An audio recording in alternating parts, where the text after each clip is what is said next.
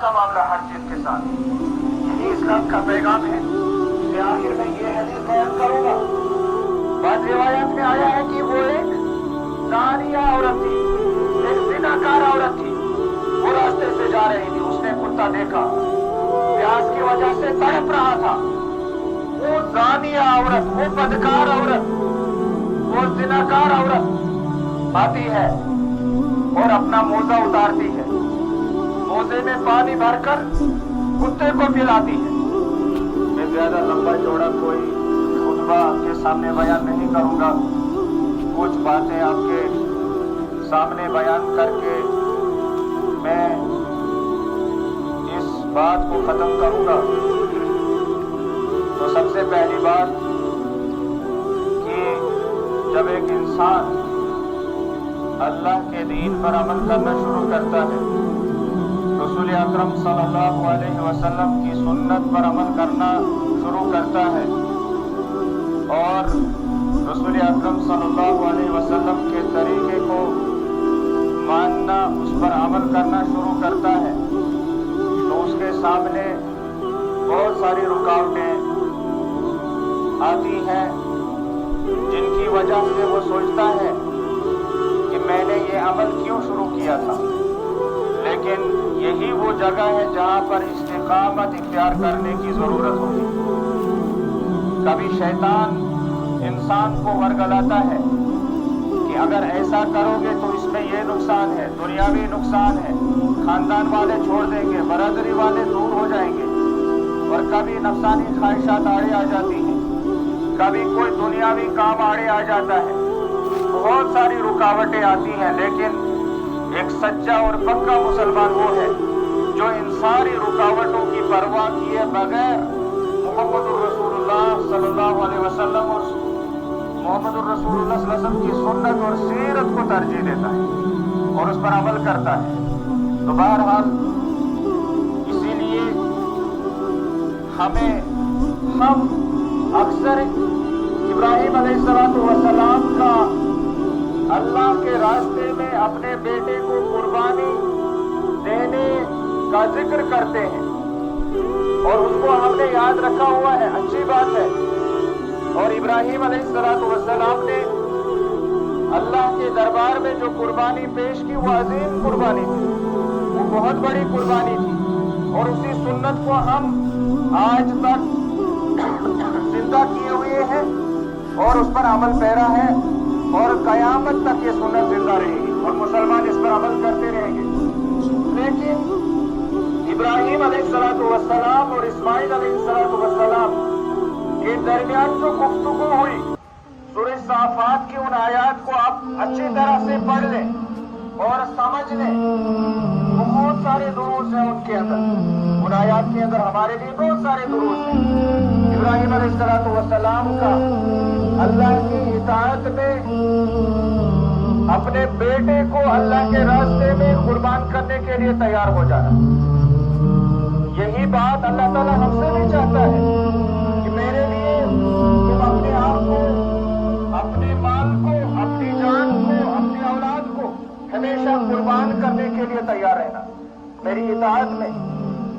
اور پھر بیٹے کا اللہ کا حکم بھی ماننا اور اپنے والد کا حکم بھی ماننا. یہ دیکھیں یہ ہماری اولاد کے لیے درس ہے کہ کس طرح سے ورنہ بیٹا بھاگ نہیں سکتا تھا. یہ کیسا باپ ہے جو میرے گلے پہ چھری چلانا چاہتا ہے, مجھے ذبح کرنا چاہتا ہے. لیکن باپ نے بیٹے کی ایسی تربیت کی تھی کہ وہ ماننے کے لیے تیار رہا اور خوشی سے, اطمینان سے, سکون کے ساتھ اس نے کہہ دیا کہ اللہ نے آپ کو جو حکم دیا ہے آپ کریں, میں صبر کروں گا. اپنے بیٹے کی تربیت کیسے کی تھی اس پر بھی ہمیں دھیان دینا چاہیے. یہ سبق بھی ہمیں قربانی کے جانور میں عیب تلاش کرنے سے پہلے مجھے اپنے عیب تلاش کرنے چاہیے. قربانی کرنے والا بھی عیبوں سے مبرہ ہونا چاہیے, اس کے اندر شرک کا عیب نہیں ہونا چاہیے, اس کے اندر بدعت کا عیب نہیں ہونا چاہیے, اس کے اندر سنت کی مخالفت کا عیب نہیں ہونا چاہیے, اس کے اندر بد اخلاقی کا عیب نہیں ہونا چاہیے. اس کے اندر بدمعاملگی کا عیب نہیں ہونا چاہیے، بددیانتی کا عیب نہیں ہونا چاہیے۔ بہت سارے عیوب ہیں جو ہمارے اندر ہیں، لیکن ہم قربانیاں کرتے ہیں، قربانی کے جانور میں عیب تلاش کرتے ہیں، لیکن اپنے اندر جو عیب ہے ان کو ہم تلاش نہیں کرتے، ان کو ہم دور نہیں کرتے ہیں۔ اپنے اندر عیب دور کرنے کی کوشش کرنی ہے۔ یہ ہمارے لیے پیغام ہے، یہ ہمارے لیے درس ہے، یہ ہمارے لیے سیکھنے کی بات ہے، یہ ہمارے لیے تربیت حاصل کرنے کی بات ہے۔ اس تربیت کو ہمیں لے لینا چاہیے، حاصل کرنا چاہیے، اور خود کے اندر ہمیں دیکھنا چاہیے۔ اسی لیے اللہ تعالیٰ نے فرمایا قد افلح من تزکا، وہ کامیاب ہوا جس نے اپنے آپ کو پاک کر لیا، وہ کامیاب ہے جس نے اپنے آپ کو پاک اور صاف کر لیا، شرک سے، گناہوں سے، بدعات سے، خرافات سے اور دوسری تمام برائیوں سے اپنے آپ کو جس نے پاک کر لیا، ظاہری طور پر بھی باطنی طور پر بھی، وہ کامیاب ہے۔ تو بہرحال مختصراً میں نے سورہ کوثر کی آپ کے سامنے تلاوت کی ہے۔ اللہ تعالیٰ نے اس میں ارشاد فرمایا ہے انا اعطیناک الکوثر، اے محمد الرسول اللہ صلی اللہ علیہ وسلم، ہم نے آپ کو کوثر عطا فرمایا ہے، خیر کثیر، بہت زیادہ خیر ہم نے آپ کو عطا فرمایا ہے۔ صحیح مسلم کے اندر روایت ہے، فرماتے ہیں کہ رسول اللہ صلی اللہ علیہ وسلم ایک جگہ میں تشریف فرماتے، اسی دوران رسول اکرم صلی اللہ علیہ وسلم کچھ لمحات کے لیے خاموش ہو گئے، بالکل خاموش ہو گئے رسول اکرم صلی اللہ علیہ وسلم۔ پھر رسول اللہ صلی اللہ علیہ وسلم نے خاموشی کو توڑا اور سر اٹھایا اور مسکراتے ہوئے صحابہ کرام سے فرمایا، مسکراتے ہوئے صحابہ کرام کی طرف دیکھا۔ صحابہ نے سوال کیا، اے اللہ کے رسول صلی اللہ علیہ وسلم، آپ کو کس چیز نے مسکرانے پر مجبور کیا؟ کون سی ایسی چیز ہے کہ آپ مسکرا رہے ہیں؟ رسول اللہ صلی اللہ علیہ وسلم نے فرمایا کہ ابھی ابھی میرے اوپر ایک سورت نازل ہوئی ہے، ابھی ابھی جبریل آئے تھے اور مجھے ایک سورت سنا کر چلے گئے ہیں۔ پھر رسول اللہ صلی اللہ علیہ وسلم نے پڑھا بسم اللہ الرحمن الرحیم انا اعطیناک الکوثر۔ رسول اللہ صلی اللہ علیہ وسلم نے اس سورت کی تلاوت فرمائی، پھر صحابہ سے سوال کیا کہ میرے صحابہ، جانتے ہو کوثر کیا چیز ہوتی ہے؟ کوثر کس چیز کا نام ہے؟ تو صحابہ نے کہا اللہ اور اس کے رسول کو زیادہ معلوم، ہمیں نہیں معلوم کوثر کیا چیز ہے۔ تو رسول اللہ صلی اللہ علیہ وسلم نے فرمایا کہ کوثر جنت کے اندر نہر ہے، جنت کے اندر نہر ہے، اس نہر کے دونوں طرف میں ہیرے اور موتیوں کے خیمے لگے ہوئے ہیں، اور یہ نہر جواہرات کے اوپر بہ رہی، اور اس نہر کی مٹی مشک کی ہے، خوشبودار ہے وہ مٹی۔ تو ایسی نہر اللہ تعالیٰ نے مجھے عطا فرمائی جو جنت کے اندر بہتی ہے، اور پھر یہ نہر آگے جا کر ایک حوض میں گرتی ہے جس کو حوض کوثر کہا جاتا ہے۔ اس حوض کا پانی محمد الرسول اللہ صلی اللہ علیہ وسلم پر ایمان لانے والا، توحید کا اقرار کرنے والا، رسول اکرم صلی اللہ علیہ وسلم کی اطاعت کرنے والا ہر انسان اس پانی کو پیے گا، اور جو ایک مرتبہ پی لے گا وہ کبھی بھی پیاسا نہیں ہوگا۔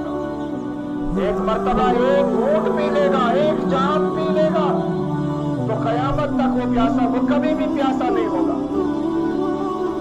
اس طرح کا یہ حوض اور اس طرح کی یہ نہر اللہ تعالیٰ نے محمد الرسول اللہ صلی اللہ علیہ وسلم کو عطا فرمائی۔ لیکن پھر آگے بہت ساری احادیث کے اندر یہ وضاحت بھی ہے کہ کچھ لوگ آئیں گے پانی پینے کے لیے، حوض کوثر کا جام پینے کے لیے آئیں گے۔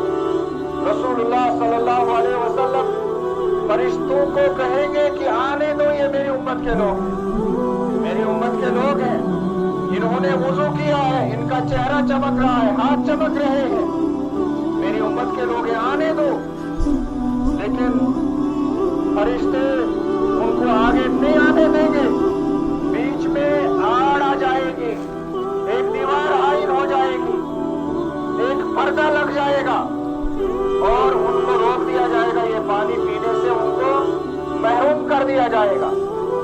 तो रसूलुल्लाह सल्लल्लाहु अलैहि वसल्लम फरिश्तों से पूछेंगे ऐसा क्यों हुआ, इनको आगे क्यों नहीं बढ़ने दिया गया, इनको पानी से महरूम क्यों कर दिया गया। तो रसूल अकरम सल्लल्लाहु अलैहि वसल्लम को जवाब मिलेगा, इन्नका ला तदरी मा अहदसु बादक। हाँ, इन्होंने वुज़ू तो किया था, नमाज भी पढ़ी थी, बहुत सारे अमाल भी किए थे, लेकिन इनके अमाल खालिस नहीं थे, इनके अमाल आपकी शरीयत पर मबनी नहीं थे। इन्होंने अमाल के अंदर, अक़वाल के अंदर, इबादत के अंदर, बहुत सारी चीजों के अंदर अपनी तरफ से कुछ चीजें इजाफा भी कर दी। आपको नहीं मालूम इन्होंने कौन कौन सी बिदअत ईजाद की, कौन कौन से मुहदसात ईजाद किए थे, कौन कौन से खुराफात ईजाद किए थे। लिहाजा इस बिना पर इनको इस जामे कौसर से महरूम कर दिया जाएगा। लिहाजा हमें सोचना है, अपने गिरेबान में झांकना है कि क्या हम वाकई मोहम्मद रसूलुल्लाह सल्लल्लाहु अलैहि वसल्लम की इताअत में मुखलिस हैं, क्या हमारी इताअत खालिस है। इसमें हमें अपने अंदर और हम सबको सोचना चाहिए कि क्या हम मोहम्मद रसूलुल्लाह सल्लल्लाहु अलैहि वसल्लम की उसी तरह इताअत करते हैं जिस तरह से मतलूब। तो बहरहाल अल्लाह ताला ने आगे फरमाया, फसल्ली लिरब्बिका वनहर। हे मोहम्मद रसूलुल्लाह सल्लल्लाहु अलैहि वसल्लम, आप अपने रब के लिए नमाज पढ़ें और कुर्बानी करें। मालूम हुआ कि हर इबादत, चाहे नमाज हो, नमाज ईद हो, फर्ज नमाज हो, नफल हो, सुन्नत हो, कोई भी नमाज हो, वो अल्लाह के लिए होनी चाहिए। उसमें इंसान के दिल में इखलास होना चाहिए। वनहर, और कुर्बानी भी अल्लाह के लिए ज़बा होनी चाहिए। कुर्बानी का जानवर अल्लाह के लिए ज़बा हो। अल्लाह ताला ने फरमाया, कुल इन्ना सलाती व नुसुकी व महयाया व ममाती लिल्लाहि रब्बिल आलमीन। हे मोहम्मद रसूलुल्लाह सल्लल्लाहु अलैहि वसल्लम, आप फरमा दीजिए, मेरी नमाज, मेरा कुर्बानी करना, मेरा जिंदा रहना, मेरा मरना सब अल्लाह रब्बुल आलमीन के लिए। ये सारी इबादतें, कौनी इबादत, बदनी इबादत, ज़ाहिरी इबादत, बातनी इबादत, जिस्मानी, माली, हर तरह की इबादत अल्लाह रब्बुल आलमीन के लिए खालिस होनी चाहिए। उस इबादत के अंदर किसी को भी अल्लाह की जात के साथ शरीक नहीं किया जाना चाहिए। यही कुर्बानी का दरस है और यही कुर्बानी है, यही कुर्बानी का मकसद है। ला यनालल्लाह लुहूमुहा वला दिमाउहा वलाकिन यनालुहु तक़वा मिनकुम। अल्लाह ताला को कुर्बानी का गोश्त, कुर्बानी का खून नहीं पहुंचता, बस अल्लाह ताला को हमारे तकवा की जरूरत, अल्लाह ताला को हमारा तकवा चाहिए, हमारा इखलास चाहिए, हमारी नीयत खालिस हो, अल्लाह ताला को ये जरूरत। दोबारा अल्लाह रब्बुल आलमीन ने फरमाया, फसल्ली लिरब्बिका वनहर। मुशरिकीन मक्का जब जानवर को ज़बह करते थे तो वो जानवर का खून बुतों पर चढ़ाया करते थे और जानवर का गोश्त भी बुतों पर चढ़ाया करते थे। लेकिन मोहम्मद रसूलुल्लाह सल्लल्लाहु अलैहि वसल्लम को जब कुर्बानी का हुक्म दिया गया तो कहा गया, फसल्ली लिरब्बिका, नमाज पढ़िए अपने रब के लिए, वनहर, और उसी के लिए कुर्बानी बुतों के लिए नहीं, या किसी पीर के लिए नहीं, किसी आस्थान के लिए नहीं, किसी मजार के लिए नहीं, किसी वली के लिए नहीं, किसी नबी के लिए नहीं, किसी जिन के लिए नहीं, या किसी भूत के लिए नहीं, बल्कि जो भी जानवर ज़बह हो अल्लाह रब्बुल आलमीन के लिए ज़बह। जब भी जानवर को ज़बह किया जाए अल्लाह के नाम पर ज़बह किया जाए और अल्लाह के लिए ही ज़बह किया जाए और किसी के लिए ज़बह न किया जाए। तो बहरहाल तफसीलात में जाए बगैर सूरह हज के अंदर अल्लाह ताला ने फरमाया, उसको बेहतरीन अंदाज के साथ खत्म करना, उसके अंजाम तक पहुंचाना है, लेकिन बेहतरीन अंदाज के साथ, इंसान के साथ। और फरमाया, वइज़ा ज़बहतुम फ़अहसिनु ज़िबहा, तुम लोग जानवर ज़बह करोगे, कुर्बानी का जानवर ज़बह करोगे या वैसे ही खाने के लिए जानवर ज़बह करोगे तो बेहतरीन अंदाज के साथ उसको कत्ल करना, रहम करते हुए उसको ज़बह करना, एहसान करते हुए उसको ज़बह करना, ये तरीका ज़बह में अपनाना। और फरमाया रसूल कायनात सल्लल्लाहु अलैहि वसल्लम, सभी हर चीज के साथ। यही इस्लाम का पैगाम है कि आखिर में ये हदीस बयान करूंगा। अबू हुरैरा रज़ियल्लाहु तआला अन्हु बयान फरमाते हैं, देखिए एहसान क्या होता है और इस्लाम का पैगाम क्या है। फरमाया पुराने जमानों के अंदर एक आदमी कहीं जा रहा था, उसको प्यास लगी, उसने आसपास देखा, एक कुआं उसको नजर आया और वो खुद कुएं के पास गया और पानी पिया और अपने रास्ते पर रवाना हो गया। थोड़ी दूर जाने के बाद उसको एक कुत्ता दिखाई दिया, जो प्यास से तड़प रहा था और प्यास की वजह से वो कुत्ता रेत चाट रहा था, रेत। इस आदमी को तरस आया इस कुत्ते पर। ये वापस गया और कुएं में उतरा, अपने चमड़े का मोजा निकाला और कुएं से चमड़े के मोजे में पानी भरा और अपने मुंह में उस